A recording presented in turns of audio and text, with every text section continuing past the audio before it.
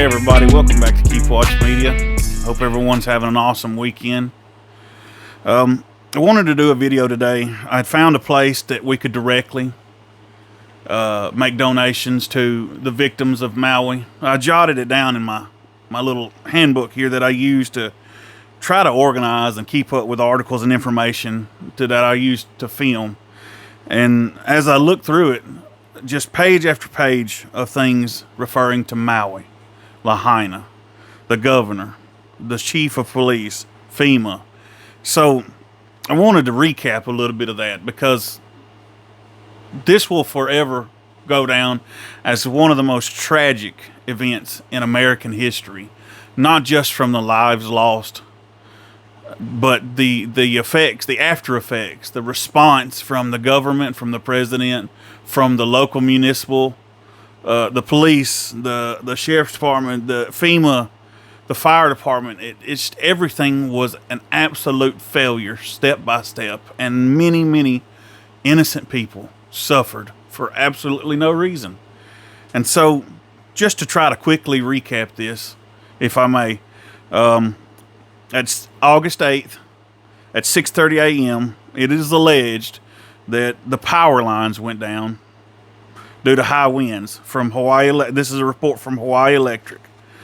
After that, small grass fires began to appear in different places.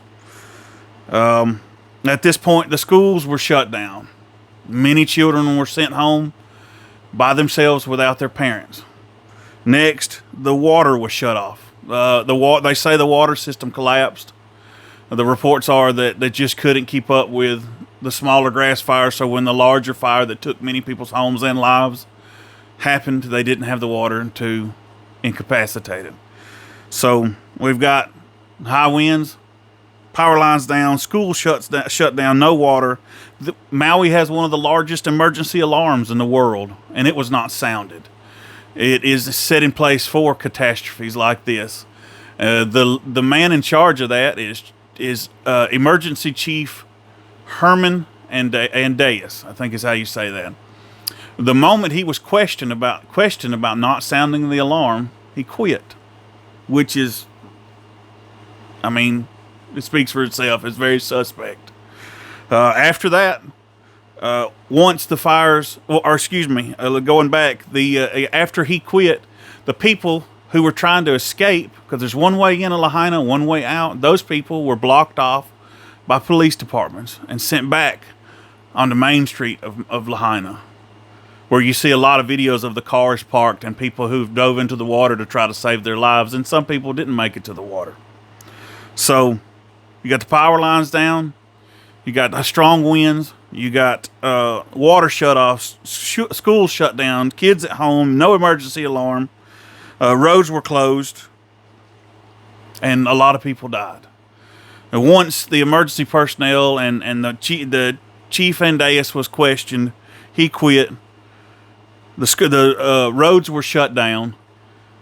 The list just goes on and on. FEMA, when they finally arrived, they were staying in $800 to $1,000 a night luxury resort hotels, and I'll put everything up on the screen for you to see. They were questioned. They were called out about that. They were staying at luxury resorts while American people, Lahaina residents, were homeless. They had no food. They probably lost their wallets. Their shirt, the clothes that they had on their body, and their wallets is probably all they had. They lost everything but the clothes and the wallets. Their homes were gone. These people were homeless. They may not have cars. They may have lost their children, their mothers, their brothers, their sisters, their animals. Their pet. There was a lot of pets there. And FEMA, the people that were sent there to protect these American lives, to try to save them and deliver supplies, which is another issue altogether. These people were staying in luxury resorts, taking snorkeling and scuba diving classes. On top of that, the FEMA activists were spending a large portion of their time taking diversity training classes. I'll put that up on the screen.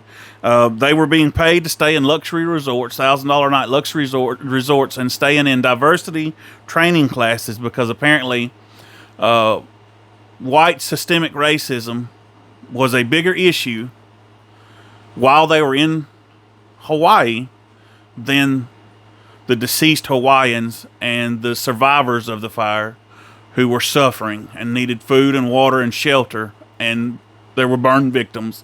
So these people were suffering, and FEMA was out on a vacation.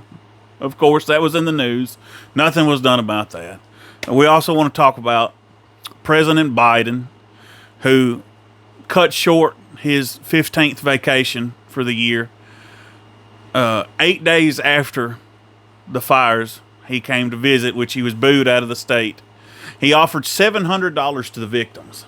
Okay? $700 per victim. And which is a slap in the face, in my opinion. They have sent so many billions of dollars to the Ukraine that they have actually lost. They have $6 billion unaccounted for. Now, they've tried to claim it was equipment that was sent over there that was not processed properly, but $6 billion is unaccounted for at this point. That's not all they've sent. They've sent, I think now near 100 million, or maybe over 100, billion. That they've lost 6 billion of it. And estimates say that to replace every home in Lahaina that was lost and start the rebuilding process of the poor victims of Lahaina, it would only cost $5 billion. So our government has lost more money than it would take to rebuild the lives of these people. Okay? There are also reports from native Hawaiians, people in Lahaina, locals who boots on the ground live there, that are stating that supplies were withheld by FEMA. They were hidden by FEMA. There were people from other islands coming over, bringing supplies, trying to help save their brothers and sisters. And FEMA was taking this, confiscating this, and withholding it. There are videos of that. And which is a sickening thought, that not only were they there not to help, they were taking luxury vacations, but they were withholding supplies from the American people. And there's proof of this. And let's also talk about the chief, Chief John Pelletier, something like that. The chief of Maui was the chief during the Las Vegas shootings. So he's present during 2 of the largest catastrophes, or the worst catastrophes in American history, which is coincidental at best, or at the least. I mean, so just the depth of this rabbit hole, the size of this can of worms is just incredible. Incredible. Every step of the way was a failure. Every step of the way, it seemed orchestrated, yet poorly executed. All the way down to Governor Josh Green has been caught on video claiming he was going to procure this land. He was going to find a way to go around the courts and procure this land. Then when he was called out on that, he recanted his statements and tried to say that he wanted to memorialize the land and try to return it to the people. This was only after he was called out. But he wanted to turn this land years before these fires into smart cities. This is all documented. They had already had council meetings on this. So I tried to organize all of my notes into one video. This is 6 weeks worth of notes. And I tried to organize them into one video and deliver them to you guys, and hope that it was somewhat coherent, because I'm an amateur journalist at best. I'm just starting all this, and I'm attempting to report the things that are not reported in the news, or that they, a flash in the pan reporting where they just cover it and move on by. But there's still American people over there that are suffering, that need our help. But the main point of this video is that we need to be there for them, and we have been there for them. There is a shining light in this, all of this madness, and that is Mr. Eric West from Hawaii Real Estate. He was just a real estate agent who lived in Hawaii, who never intended to be one of the heroes of the Hawaiian people. He raised nearly $1 million through his YouTube channel, and I highly suggest you go check him out. He has been attacked and criticized by people who don't have a clue what they're talking about, but he raised nearly $1 million for the Hawaiian people, and he has stood by his people. And he has taken this and he has distributed this amongst churches. It's all documented. It's a paper trail for everything this man has done. He was brilliant in all this. He didn't make a dollar off of it, to my knowledge. But him and his family did it almost entirely alone. GraceBibleMaui.org is the website where you can go, where Eric West presented checks of some of them $100,000, I believe, to the heads of these church, all on video, all documented step for step, and they distribute it to the people. So the people have to take care of the people. We, the people, have to be the saviors for our people. That's why you cannot count on the government to be there for you.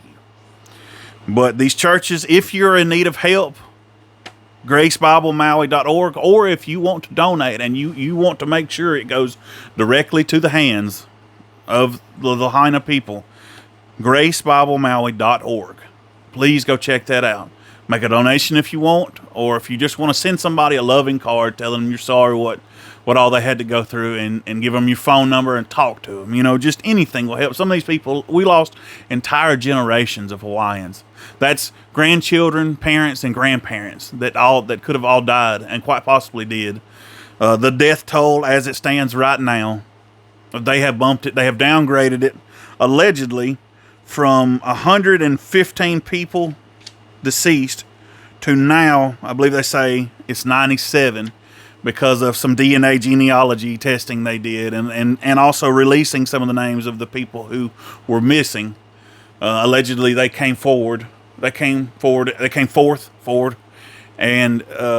let people know that they weren't gone. And so this is what's being reported. They've downgraded from 115 to 97. It's still allegedly 31 still missing. Now, for weeks there was reports of over 1,000.